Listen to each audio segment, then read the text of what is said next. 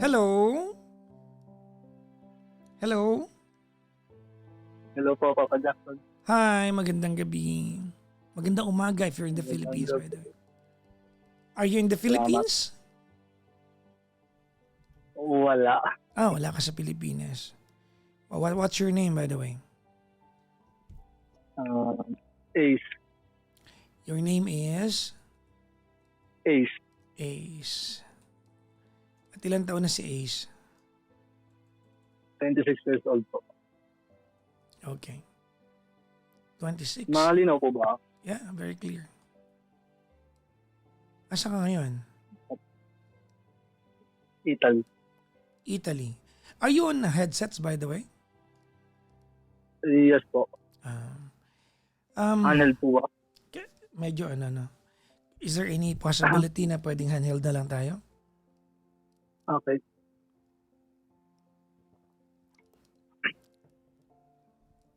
Si Hello? Ace is calling from Italy.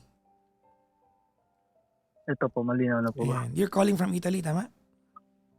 Tama po. Kailan ka? How'd you learn about me? Kailan ka pa nandyan, by the way?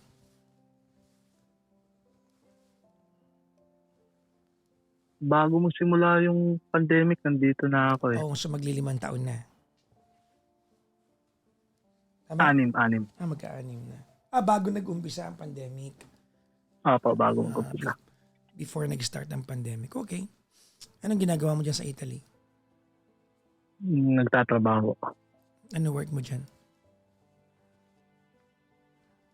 Naglilinis ako ng mga opisina. Ganun. Sipag ang Pinoy, ano? Ano, nag-apply ka dyan? Or kinuha ka dyan? Kinuha po. Nino? Nung nanay ko. So your mother has been in Italy for a while. Tapos kinuha ka. Oo. Okay. Matagal-tagal na rin siya lang nandito. Kinuha ako. Sinong nila? Nung stepfather ko, tsaka si mama. Okay. Solong anak ka ba? Hindi po, bali pangatlo ko. 5 kaming magkakapatid. Okay. Okay. Ano ang paglilingkod ko kay Ace? Sir Ace. Ha? Ace.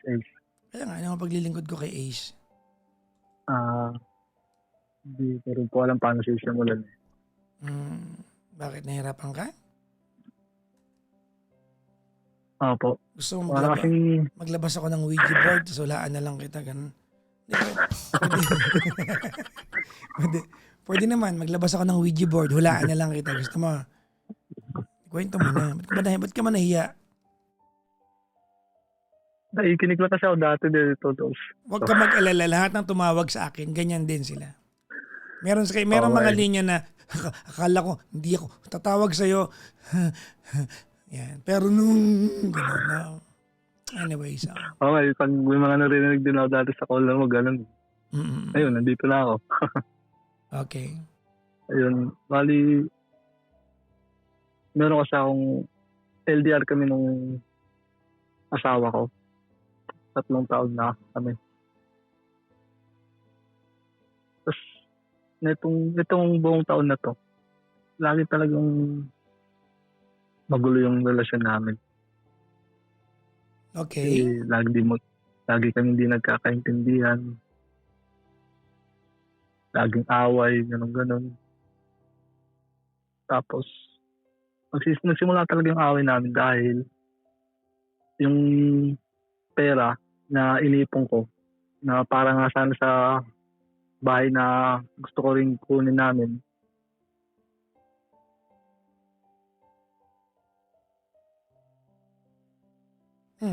Sige lang. Hello? Yeah, I'm listening to you.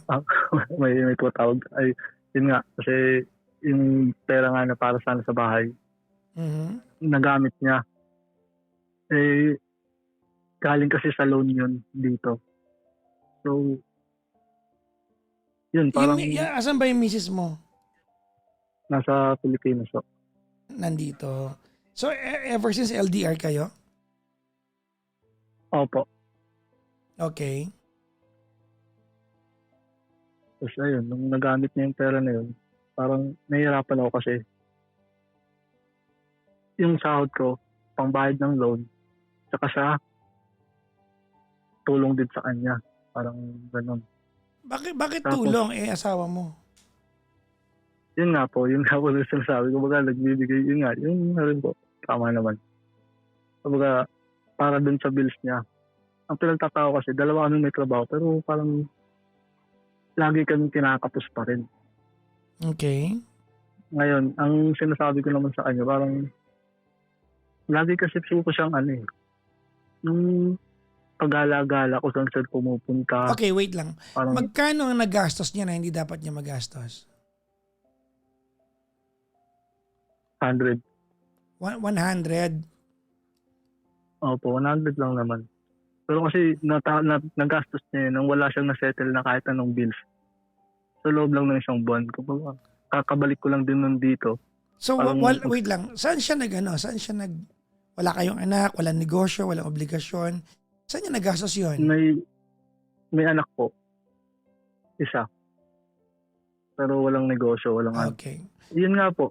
Yun doon niya nagastos sa pa-swimming niya, pa-beach, kung saan kumakain. Sinong kasama Mga niya? ganun. Nag-ano? Minsan yung mga pamangkin niya, anak niya, mga ganun. So single mom siya. Opo, yung nailakal pa. Yan ang sabi niya Yun sa'yo. nga Yun po. ang paliwanag niya sa'yo.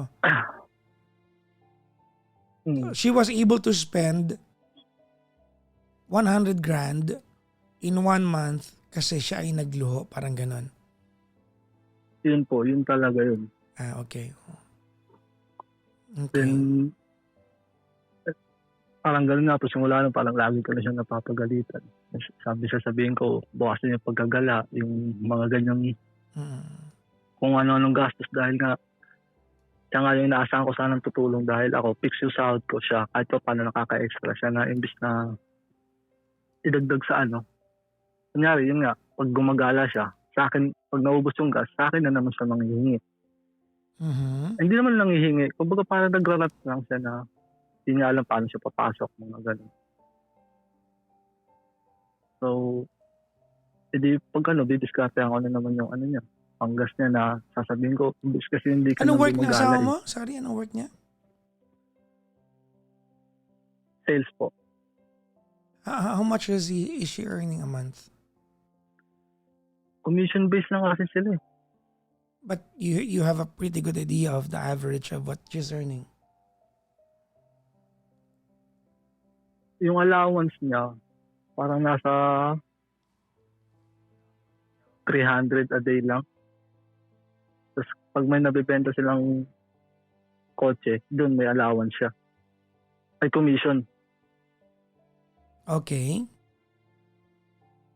Kaya sa niya, doon sa trabaho niya, parang bihira lang din siya makabenta ng sasakyan. Gawa ng, ewan ko rin. Then, ito na nga po, doon sa pinaka na namin. Dito sa pinaka-bagong namin. Kasi ito pa po pala, kasi nag-cheat ako sa kanya gawa ng gano'n nga, di ko siya mapagsabihan. Naramdaman kong nawala siya sa akin. Tapos parang naghanap ako ng ibang makakausap. Ganun naman. Nalaman niya yun. Nawala siya sa'yo, naghanap ka ng iba makakausap. Opo. Yun, nalaman niya yun. Tapos yun na naman, gulo-gulo na naman kami. Bakit? Tapos yun, tapos yun po, napagkasunda namin ayusin. Hanggang sa parang yung may nag-chat, kinabukasan nagising ako, may nabasa akong chat na parang yung misis ko na to, may gumawa ng second account. Sinat yung parang totoong tatay ng bata. Then nagalit na naman ako, parang bakit niya ginawa yun. Kasi parang nakakabastos, parang ganun-ganun. Hello? Sige lang, nakikinig ako sa'yo. Ayun po, parang nagpaliwanag siya kasi ayaw na nga daw niya manghingi sa akin. Ganun. Yun sabi ko, kung yun talaga yung ano mo, bakit kapag gumawa ng second account, di mo man lang din muna pinaalam sa akin? Yan, di naman din doon niya alam na yung babae yung makakausap niya. Kasi na nga, parang nagalit naman ako. Sabi ako na siyang umuwi muna siya sa nanay niya dahil yun lang, parang nahihirapan kami dahil nga nakabukod kami. Hindi naman siya tumutulong sa akin. Parang ganun, di ko siya maramdamang nakakatulong talaga. Pinauwi ko siya sa nanay niya. Hindi naman siya. Tapos nung pag-uwi niya, nakipaghiwalay siya. Siguro mga nakipaghiwalay siya, pumayag naman ako. Tapos nung parang mga ilang linggo lang, akala ko katulad lang din ng mga away namin na yung kulop-kulop lang. Papalamig lang ng ulo. Mga ilang linggo na wala. Sinubukan kong open FB niya. Then, doon ko po nakita parang may yung mga katrabaho niya, kinukonsente siya. Mga ganun, kung sino-sino mga lalaki kachat niya. Nakikipagtagpo na rin sa iba.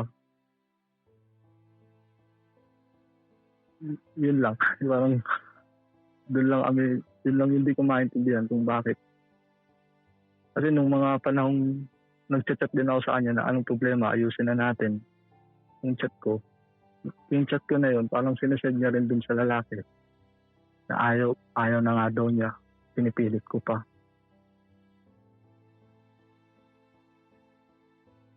Pero ngayon, parang gaano naman siya, parang nagsisi naman daw siya sa ginagawa niya. Okay naman na kami ngayon, pero ewan ko, parang nawala talaga yung tiwala ko. Hindi ko alam kung anong gagawin. Pag ino-open ko sa kanya, parang minsan nagagalit din siya. Tapos pag tinatanong ko ano ba yung totoong nangyari, hindi ko makakuha yung sagot.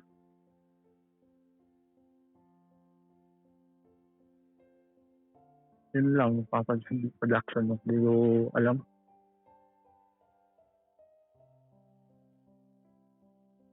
Ano kasalanan niya sa'yo? Categorically.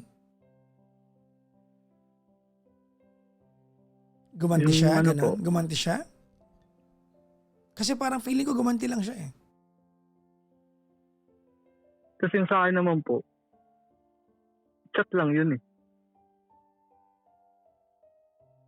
Bago niya pa ako mahuli, tinigil ko na yun ng 1 buwan. Sa Yung kanya, sa kanya, 3 lalaki, puro mga ex niya. chat lang din. Hindi po. Inamin niya yung isa doon, nakapagkita siya, tapos nagkikita sila. Anong ginagawa nila pag nagkikita sila? Yun nga po ang tinatanong ko, sasabihin niya lang. Nanonood, parang gumagala lang din. Tapos isang beses, nung sabi ko, buksan May niya tanong ako sa iyo, pare ko. Ikaw ba yung trigger kung bakit siya nakipag-chat sa iba? Was it your action? Kasi ganito, inumpisahan mo yung ating usapan by saying na your wife ay magastos, tama? Opo. Okay. She spent 100 grand in 1 month na naglalakwat siya. Tama, mali? Tama. Okay. Honestly, vague yung pagkakakwento mo na yun eh. Medyo may kulang dun eh. Alam naman natin yan. Ha? Hindi mo lahat sinabi sa akin. Hindi ko alam kung anong kulang, pero may kulang doon. May kulang yung kwento na yun. Hindi yun kompleto. Paano kulang po? Hindi ko alam. Alamin natin. No? I wanna find out. No? I wanna find out. I'm going to ask you questions. Okay. Hawak niya 100,000. Para saan dapat yon? Kasi po, na-scam ako eh.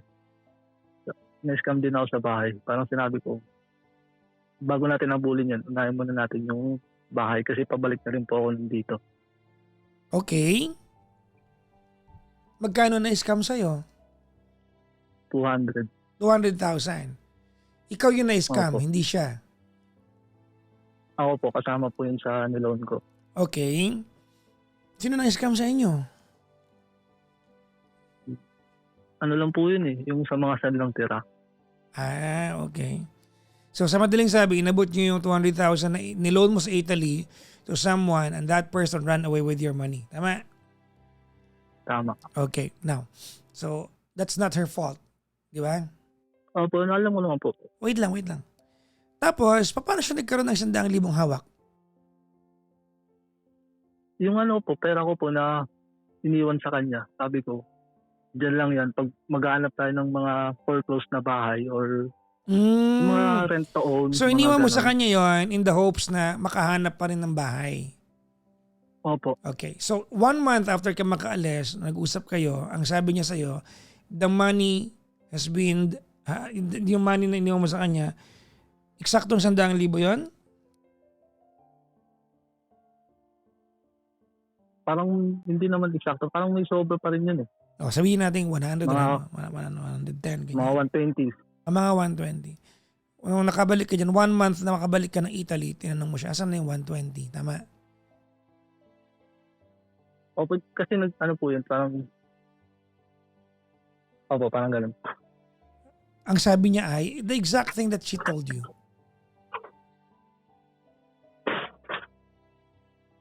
Inaalala pa. No. This is the focal point of your story. Hindi, Yun nga po, you don't have to tell me verbatim. Hindi kasi, But tell me exactly how did she tell you? ang nangyari po kasi, nung naita ko nga puro sa gala, parang kasi wala rin po siyang trabaho ng time na yun eh. Lumipat siya. So sinano ko, saan galing yung perang pinangano ko? Sabi niya, ipon niya. Nung parang nagkaroon ng bills, sabi ko, wala, di pa dumarating sa ko, ibawas mo muna dyan. Doon na po siya umiyak, parang nagamit niya daw. Nagamit niya. Nung mga gaano katagal na niyang hawak yung pera nung magamit niya? Yun nga po, 1 buwan na rin. 1 buwan. 1 buwan, okay. At ilan Pero pa kasi, ang kwento niya rin po kasi nun, kasi pati rin po siya na-scam doon sa San Lang Tire. 120 rin, 150 pala siya na-scam. Ngayon, ang sabi naman ng scam sa kanya, ibabalik. Ngayon, kaya niya ginamit niya sa akin, hoping na mabalik na yung pera niya. Gets na po ba? So sa madaling sabi, na-scam din siya. Opo. Okay. Na-scam din siya. Yun yung kulang, no? Nakuha mo yung point ko? Na-miscalculate niya, nababalik yung pera niya. Hindi bumalik. Mag-asawa naman kayo. Opo, yun nga. Yun yung exactly my point. So, yun ang kulang na part. Although mali pa rin siya doon. Diba? I mean, siyempre bilang naghahanap buhay, parang nakaka-bad trip na wala ka bang itutulong sa akin? Parang gano'n, di ba? Pero mag-asawa kasi kayo eh. Ang kaya ko tinatanong ito, Ace, because I want the story to be consistent. Okay po. Okay? Hindi kasi ako magaling sa kwento. Mag-alala, magaling ako maintindi. Alright, sige. So, nung nalaman mo yon, ang naging remedyo mo, nalungkot ka, tama? Nalungkot, frustrating din dahil... Tapos nakipag-chat ka sa iba. Hindi, yun totoo. Oo. Opo, frustrating na rin po kasi gawa ng ano nga po, nung nasabi ko na na-scam na kami, gano'n. Tinutuloy niya pa rin yung gala, tapos mga halos 1 buong araw hindi siya mag-chat, mga gano'n. Okay. Sino man kasama niya gumagala, mga katrabaho, gano'n? Opo. Saan sila nagpupunta? Mga beach.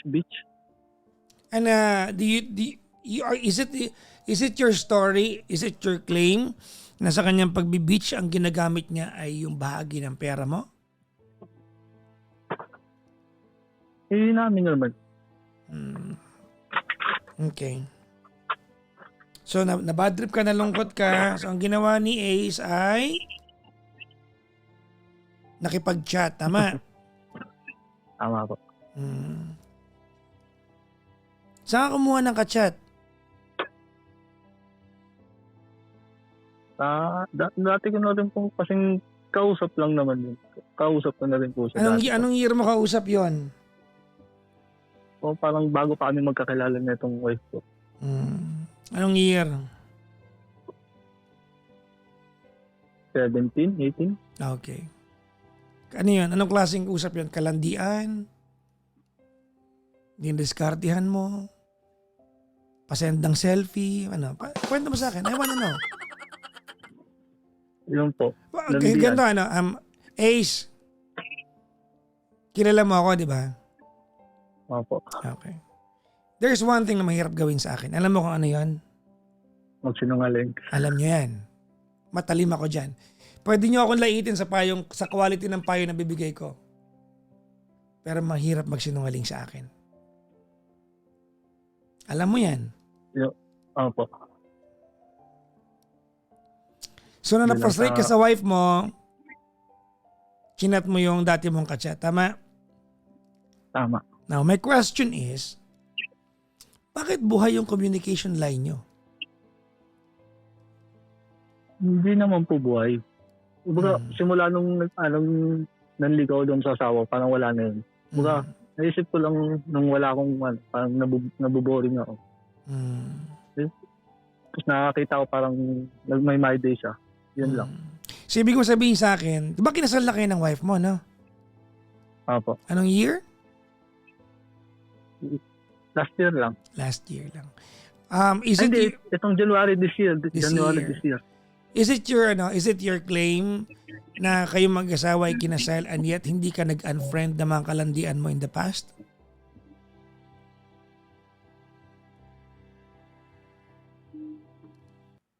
Kumbaga, nung ano kasi na yun, Yes or no? wala, yes. Okay, good. Gano'ng katagal mo kachat yun? Saglit lang, mga 2-3 linggo lang. Okay. Nahuli ng wife mo. Opo. What was the exact conversation na nahuli ng wife mo? Ano lang naman po, yung mga, ang inaano niya kasi, parang doon nag-update ako sa kanya, hindi na. Tapos nag-good morning, good night, mga ganun lang po. Sure ka, yun lang? Tapos yung mga, opo, yun lang talaga. Tapos yung mga selfie po, yung babae naman yung kusang nagsisend, hindi ko naman hinihingi. Pero ini-enjoy mo. Paano enjoy po? Sus. Nagsasend yung girl ng selfie. What was your reaction? Parang wala naman po. Wala? Bubuhayin ko lang. Wala kang reaction. Nag-send. Look, I don't know the girl but I don't think she's not getting any incentive para mag-send ng selfie. Yung parang selfie lang naman po na mag-update siya na nasa gym na, mga ganun po. Hindi naman yung malaswang picture.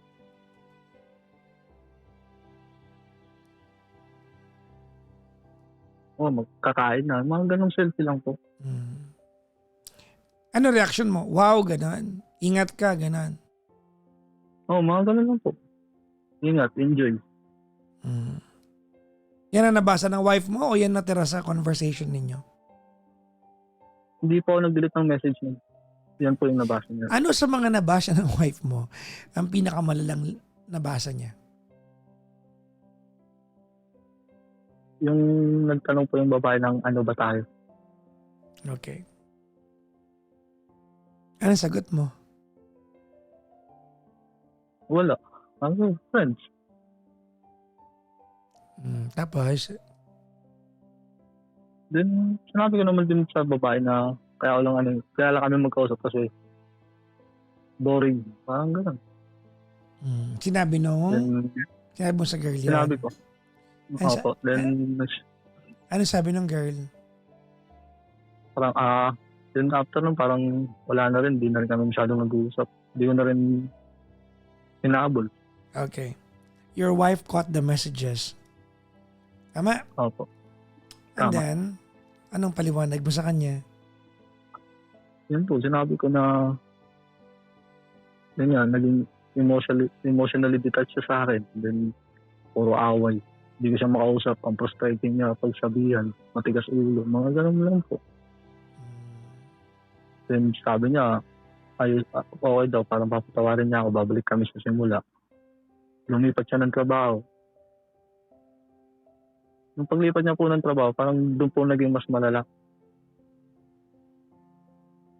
Kasi nung lumipat siya, yung mga kinikwento niya, mga katrabaho niya, yung mga babae, parang cheater din talaga. Kaya parang pinapalayo ko siya. Then yun na nga po, ito na po, yung nahuli ko niya.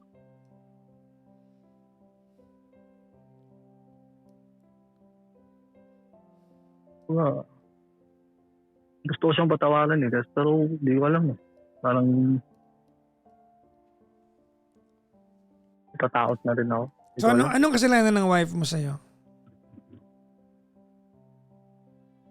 Yun nga po, yung cheating niya, then paggastos sa pera. You require your wife to ask for your forgiveness. Ikaw ba, have you asked for her forgiveness?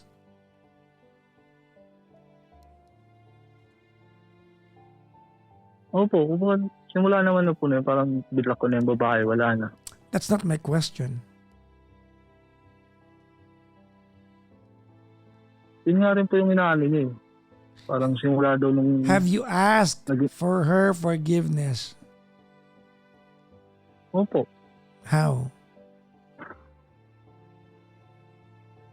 Sabi ko lang, patawarin niya ako. Parang nagawa ko lang to dahil nga boring, mga ganun. Okay. So yun yung sorry mo sa kanya. Opo. Yung wife mo, nagsabi rin ba ng ganyan? Opo. Oh, anong problema mo? Pareho pala kayo. Eh, Oh, sorry ha. parang mas malala. So contest ito. Hindi naman po contest. Parang, But you get my point, right? opo, You want- ano lang na... I mean, napangiti ako. Parang, oo nga naman. Pero, Alam mo, bibigay ko Pero sa iyo parang yung programa ng mga estasyon ng radyo, tumawag ka sa kanila. Doon ka hingi ng payo. hindi. Naniwala. They're going to butter you up, not me. Yeah, alam ko naman po. Kaya nga nandito ako eh. Naintindihan mo, tama? Opo. You require her to give you a quality way of asking for forgiveness. She gave you one. She gave you one.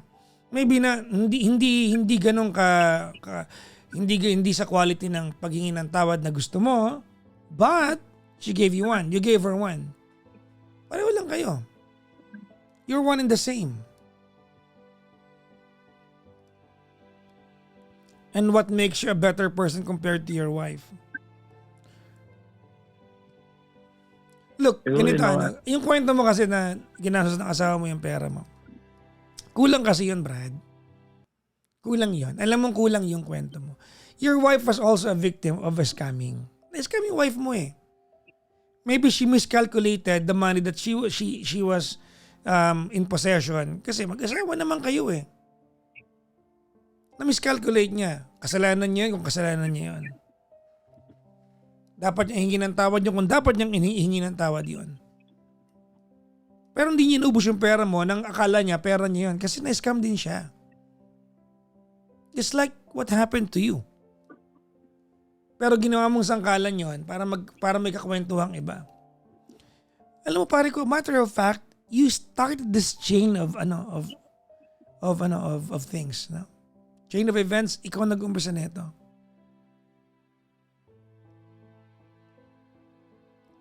You practically made your wife feel and believe that okay lang. 'Di ba na kumausap ng iba pag frustrated tayo sa bawat isa.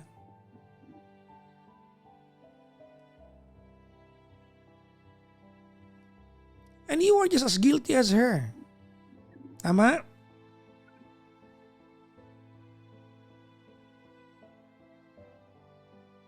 Opo. Ba't natatawa ka? Hindi, tama na ano ko lang na. Ako nga nagsimula. Ang totoo niyan, pare ko, babaero ka. Babaero ka. Hindi mo ka maloloko. You were frustrated with your wife. The first thing that you did, hanapin yung dati mong kalandian. Huwag mo sabihin sa akin na wala lang yon. Dati mong kaharutan yun, may mali siya kayo nun. Diba? Baka nga nakita mo na yung private part nun, napadala sa'yo dati. Hindi po. Well, I do not believe you. I don't believe it.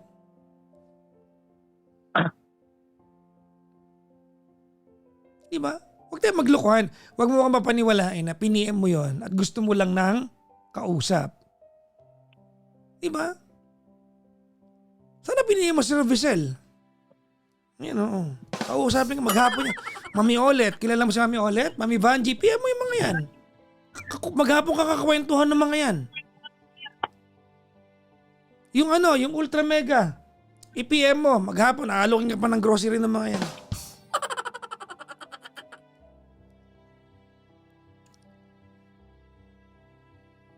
So anong ginawa mo? Nakipagkwentuhan ka sa ibang? Diba? Nahuli ka, kaya ka tumigil. Hindi po. Parang isang buwan na rin mahigit talaga kami hindi nag-uusap. Sabihin na natin, tumigil ka lang ng kusa. Tama? Tama. Okay.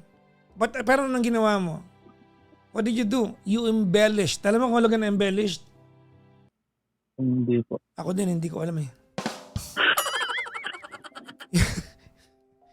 Sabi dito, ba't ako makikipag-chat sa kanya? Baka hingian din ako ng... Sa bagay, baka hingian mo sila ng selfie din eh. No, wag na pala. Wag na. Uy, hindi ako nangihingi. Anong ginawa mo? In-embellish mo yung pagkakamali ng wife mo sa'yo to justify your own mistakes. Alam mo pare ko, Ace, this will just go down. Ang bottom line nito pare ko, kung gusto mo ito maayos o hindi. Sige mag-uumpisa ito. Ikaw naman nag-uumpisa na ito eh. Gusto ko siyang maayos, Papa Jack. Ako nga yung pumilit sa kanya nung nabasa ko na yun eh. So kung gusto mo ito maayos, uumpisa mo to ng inihihingi ng tawad yung pagkakamali mo sa kanya. Doon mo to uumpisahan. Asking for her forgiveness without mentioning her mistakes. Hayaan mo na siya ang makarealize na kailangan niyang humingi ng tawad sa iyo. That will come. Tama, sabi nila genuine apology. Yan ang kailangan mo.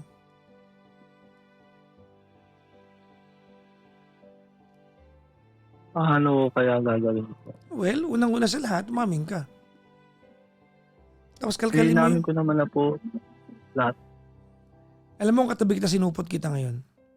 Umamin ka kasi nahuli ka. And it's a crime. But it's never too late, no? Alam mo, ang problema kasi, pakinggan mo yung kwentuhan natin mula umpisa, no? If you have a chance, this will be uploaded on my YT channel. Pakinggan mo to, no? Anong unang ginawa mo? Naman ako lagi. Ayan, ang unang mong ginawa ay siraan yung misis mo at i-edify yung sarili mo. Hindi. Shit. Ano? Oo nga, parang nalala ko nga yun yung unang ko. Yun ang pasok mo sa akin eh. Inano ko lang po. Teka lang, wait lang. Paano nagsimula. Parang pangit yung sinabi ko, yun ang pasok mo sa akin. Ano yun? Ano yun? No! Yun ang bungad mo pala. Yun na lang, mas maganda. Oo, yun ang bungad mo sa akin eh. Hindi na kayo. Okay. Well, may ka ng tawad, Brad. Tapos tanong mo sarili mo, kung mahal mo yung misis mo, tigilan mo yung mga kaharatan mo sa buhay. O, ngayon kinantihan ka, bad trip ka. Sa 3 taon namin, parang ngayon lang naman din niya ako yung tungkol sa babae. Ang ano ko lang kasi Papa, parang hindi ko siya nakilalang gano'n eh. 3 lalaki gaganunin niya. Siya pa yung mag-i-initiate ng nakikipagkita, parang mga gano'n. Ano bang ginawa nila? Baka binibentahan niya ng kotse. Natawa ka kasi alam mong totoo sinabi ko, no? Hindi po, inamin niya po. Na? Pero, yun nga, na nagmotel sila. Isang beses lang naman daw, pero May nangyari sa kanila. meron. Naku, delikado nga yan.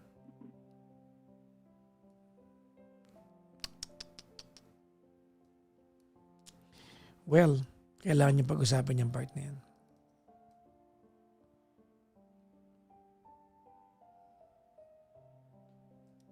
Ex, Ah, ex, inaano. ex niya yun, di ba? Opo. I think yung may nangyari sa kanila that crosses all the red lines. Yun nga po.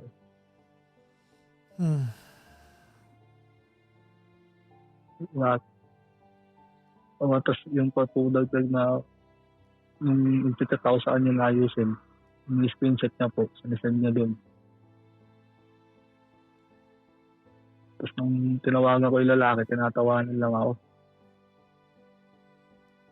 Kaya parang, well, gusto ko pa rin naman talagang maayos. Pero Well, if you can forgive. Kasi may relapse yan. sinabi ko naman po sa kanya na ayusin namin. Pero baka habang buhay akong huntingin nung ano. Oo. Medyo mahirap nga yan, pre. Baka ang ending to, lesson learned na lang sa'yo to. Ayun nga po, ang ano namin plano, parang gusto niyang pumunta dito na siya mabawi daw. Mhm. Well, Hindi ko rin po talaga alam, Papa Jackson, kaya rin ako tumawag.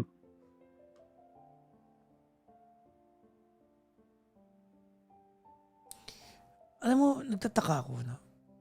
It sounded as if she's not apologetic for doing it. Yeah, hindi na nararamdaman ko. Tabla, no? It's a tie, no? Pero parang mas malalalawan yun. I agree with you. You're not wrong. Aray ko.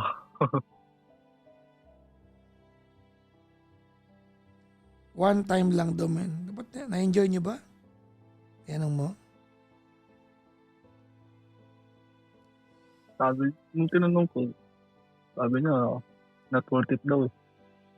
Pero, Well, sa part na yan, ikaw lang ang pwede magsabi if she's deserving of a second chance. Not anybody else.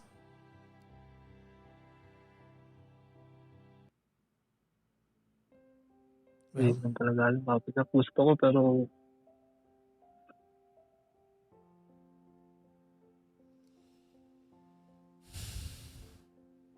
mahirap yan, Brad. No? hirap nga eh. Lagi may imagine yan, di ba?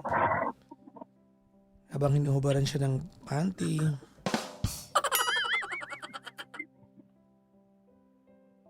Inaano ko nga po ba, sabihin na lang niya kung ano yung totoong nangyari. Parang, yun, maano ko na. Parang isang lunukan na lang. Kasi, pag ikikwento siya,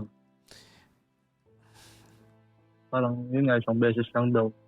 Tapos yung lalaki lang yung nasa top. Oh my God. Sabi ko, Did you ask that details? yeah,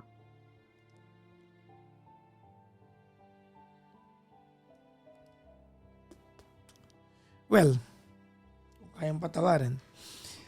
Yung mga nag-comment sa atin sa TikTok na wag nang patawarin. Alam nyo, yung ganyan yun nga yung naano ko ngayon sa TikTok. wait lang, wag ka muna ano. Ako pansinin mo. No?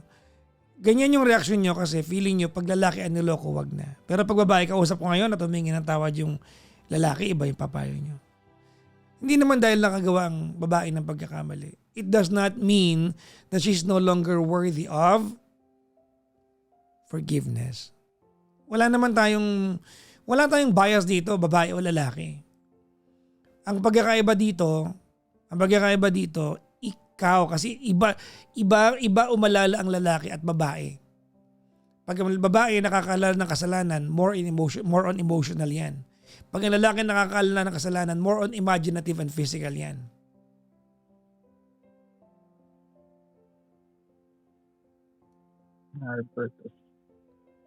Hindi talaga alam kasi kagabi nung nakita ko, gabi-gabi silang nagkikita tapos isang beses lang may nangyari pa. Alam mo kasi ang problema diyan, kapag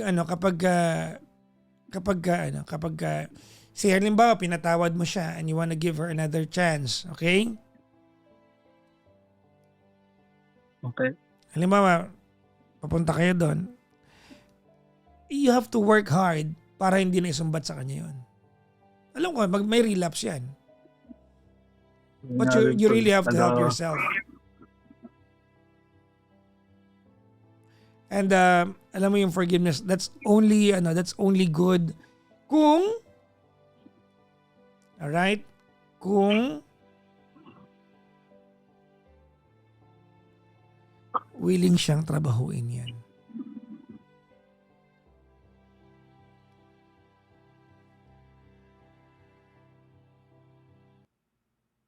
And that will come from you, not from anybody else.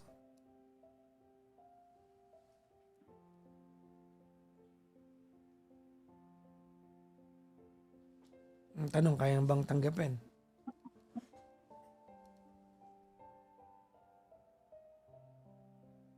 Sa amin naman ulit papadyak ko at tinanggap ko siya ulit. Pero yun nga, yung relapse talaga yung ano. Lagi kong kalaban.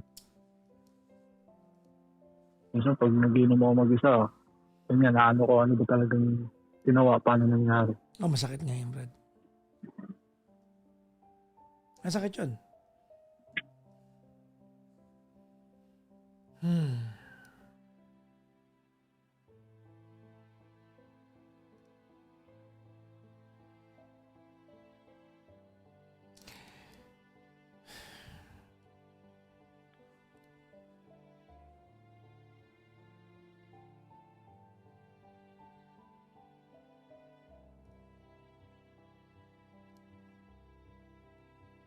Paano kaya yun, no?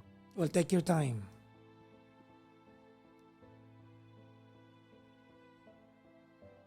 You don't have to decide on anything if you can't.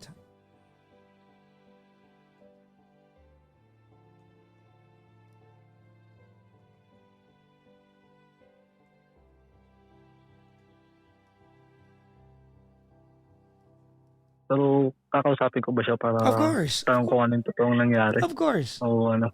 Kasi No. gusto kong malaman din Of talaga. course, no promises. I mean, kung may mga tao pag naloko, they don't wanna know the details. May mga tao pag naloko, they wanna know exactly what happens. So they know exactly what they're forgiving. Whatever you require. Hindi na nga alam kapit ano. Subukan ko siya ulit kausapin para doon.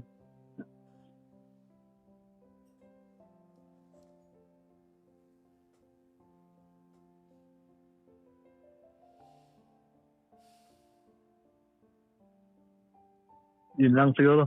Salamat sa paikinig.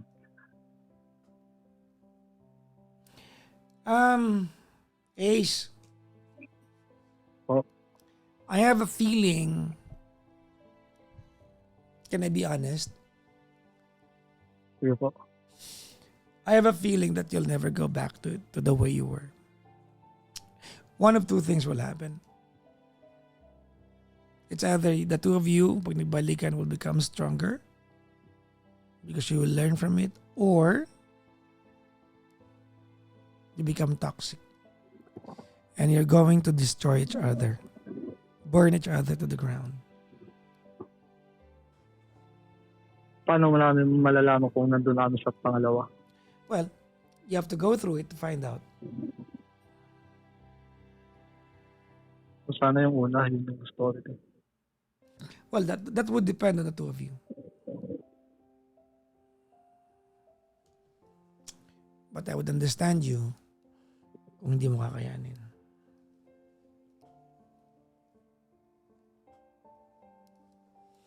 Dahil hindi madali. Hirap yan. No?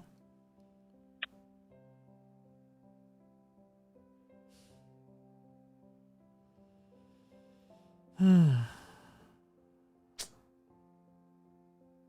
Sayang, no? Sobrang sayang.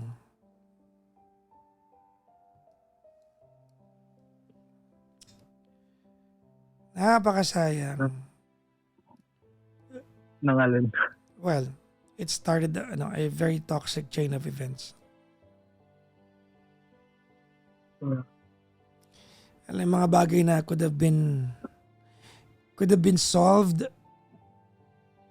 Di ba? Nang nag-aaway na lang sana kayo, kiss and make up. Ngayon, kailangan nyo nang i-contemplate whether maghihiwalay kayo or hindi.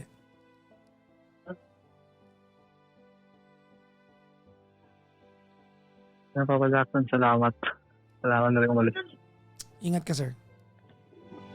Salamat.